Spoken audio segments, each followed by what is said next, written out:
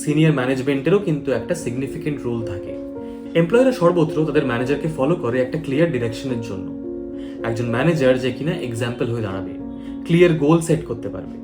কিন্তু সেই সমস্ত অর্গানাইজেশন যেখানে ম্যানেজাররা কাজ করে শুধুমাত্র বোর্ডকে কিংবা সিনিয়র ম্যানেজমেন্টকে তোষামত করার জন্য, এমপ্লয়ি আর টিম মেম্বারদের উপরে আনরিয়ালিস্টিক প্রেশার ক্রিয়েট করে তাদের আউটপুটকে আর যাই হোক ইনক্রিজ প্রোডাক্টিভিটি বলা যায় না, এটাকে সহজ কথায় বলা হয় অপারেশন। আরেকটা গুরুত্বপূর্ণ বিষয় হলো ওয়ার্কপ্লেস ফেভারিটিজম।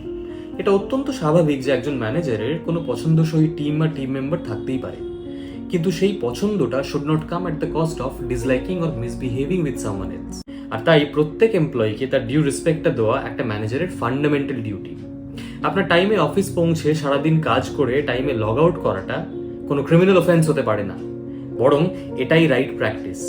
আমাদের ম্যানেজারদের বোঝা উচিত they might not have a life, but we do.